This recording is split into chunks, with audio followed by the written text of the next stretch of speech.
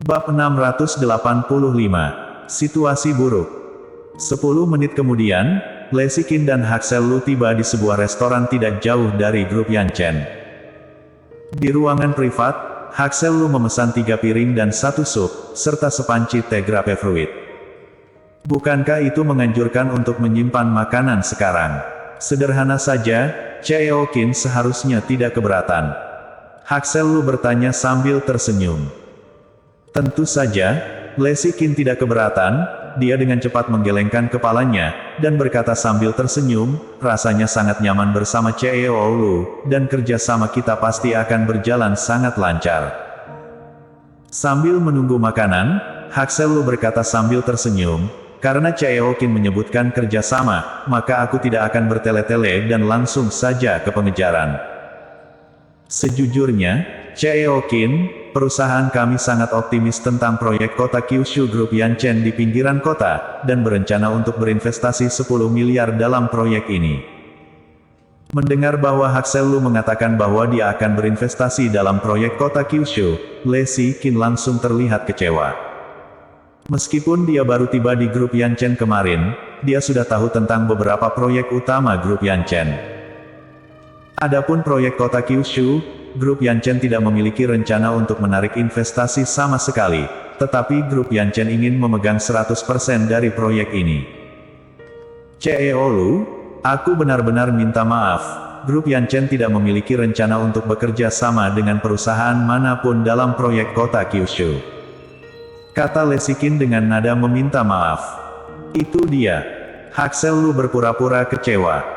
Setelah merenung sejenak, dia tersenyum dan berkata, tidak apa-apa, karena proyek ini tidak menarik investasi, maka aku tidak akan mempersulit Cheo Qin.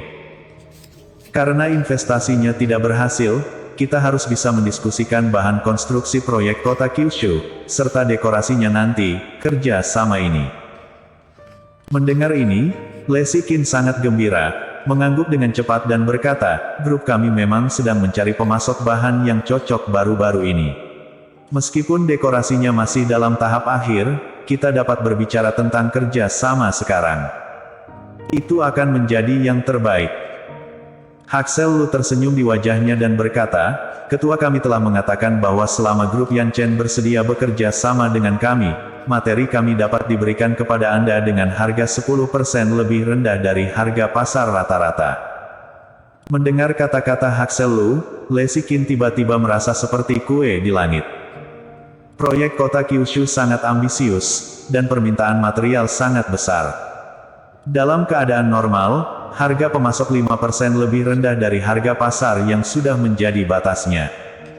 Sengtian Corp sebenarnya bersedia menurunkan harga pasar sebesar 10%. Kesenjangan 5% ini, untuk proyek kota Kyushu, yang menginvestasikan puluhan miliar, hanya menghemat miliaran biaya material.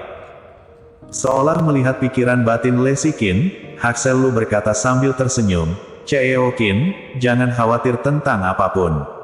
Sengtian Corp kami adalah perusahaan Fortune 500 di dunia, jadi tidak mungkin menipumu. Ketua kami mengatakan bahwa alasan mengapa kami ingin memberi begitu banyak keuntungan kepada grup Yanchen adalah karena kami ingin berteman. Selain itu, di bawah Sengtian Corp, sudah ada pabrik untuk berbagai bahan bangunan. Yang kami berikan kepada Sengtian Corp adalah harga grosir. Paling-paling hanya untung sedikit. Dibandingkan dengan teman kami, grup Yanchen, penghasilan kami beberapa miliar lebih sedikit. Tentu saja, ini bukan yang aku katakan, tetapi yang dikatakan oleh komisaris kami. Setelah mendengar penjelasan Haksel Lu, Lesikin akhirnya mengerti apa yang sedang terjadi. Kalau begitu terima kasih, Cheo Lu. Aku akan melaporkan kepada komisaris tentang kerja sama tersebut. Aku akan menghubungimu. Kata Lesikin dengan sangat hati-hati. Meskipun kerja sama sebesar itu bermanfaat bagi grup Yanchen, dia masih perlu memberitahu Robin Luo terlebih dahulu. Haksel Lu juga tidak keberatan, dan berkata sambil tersenyum, oke, tidak masalah. Pada saat ini, makanan juga disajikan. Oke, kita sudah selesai berbicara tentang pekerjaan, mari kita berhenti berbicara tentang pekerjaan, makan enak, dan mengobrol dengan baik. Haksel Lu berkata sambil tersenyum.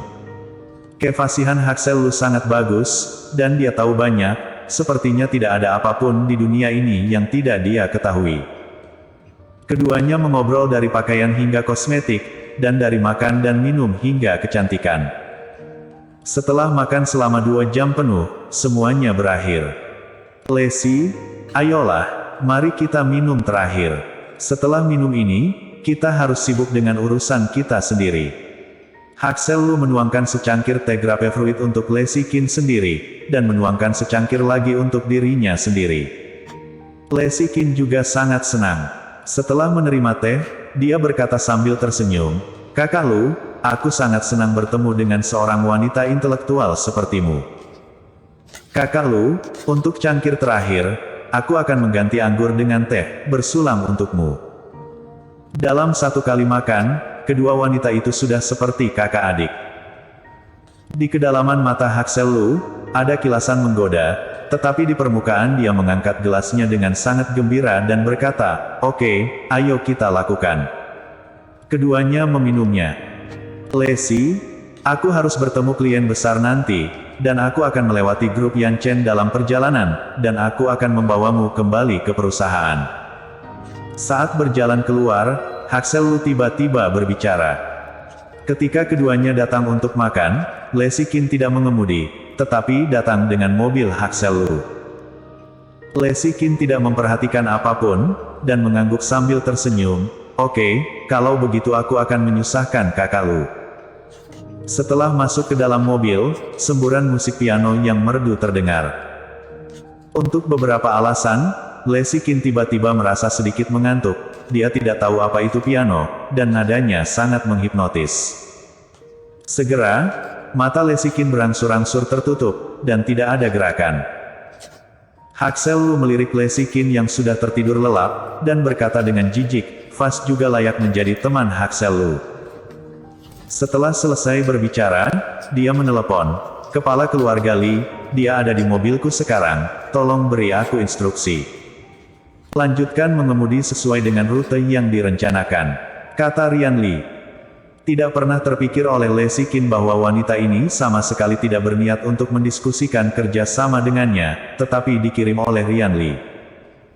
Dan Haksel Lu memang wakil GM Sengtian Corp, tapi selain identitas ini, dia juga memiliki identitas yang mulia, menantu keluarga Li. Tepat di belakang mobil Haksel Lu, sebuah Passat hitam mengikuti dari dekat. Pada saat yang sama, Jerry Yang, yang berada di grup Yan Chen, tiba-tiba menerima telepon dari Ken Kokian. "Kak Jerry, kakak ipar naik Audi A8, aku selalu merasa ada yang tidak beres." Sekarang, Ken Kokian bertanggung jawab untuk melindungi Lexi Kin secara diam-diam. Tugasnya hanya untuk melindungi keselamatan Lexi Kin, dan tidak akan mengganggu kehidupan Lexi Kin. Oleh karena itu, dia tidak tahu situasi Lexi Kin saat ini, dia hanya tahu bahwa Lexi Kin masuk ke mobil Haksel Lu, dan kemudian mobil itu tidak menuju ke grup Yan Chen. Melalui jendela mobil, Ken Kokian juga melihat bahwa Lexi Kin sepertinya tertidur. Ada semua tanda bahwa ada sesuatu yang salah, jadi dia segera menyampaikan berita itu kepada Jerry Yang. Jerry Yang, yang jauh dari grup Yan Chen, mengerutkan kening ketika dia mengetahui tentang situasi Lexi Kin, dan berkata, "Aku akan meneleponnya sekarang." Jerry yang tidak menutup telepon Ken Kokian, tetapi memutar telepon Lexi Kin dengan telepon rumah, tetapi segera ada pemberitahuan untuk mematikan telepon. Ekspresi Jerry yang tiba-tiba menjadi sangat suram, dan dia berkata dengan suara yang dalam, "Kamu ikuti diam-diam dulu, dan laporkan rutemu kepadaku kapan saja." "Baik," Ken Kokian segera merespons. Namun, saat dia menutup telepon, sebuah truk berat tiba-tiba berlari ke arahnya. Boom! Dengan suara keras, Passat berguling beberapa kali di udara, jatuh dengan keras ke tanah, dan meluncur ke depan dengan gesekan selama puluhan meter sebelum berhenti. Bersambung.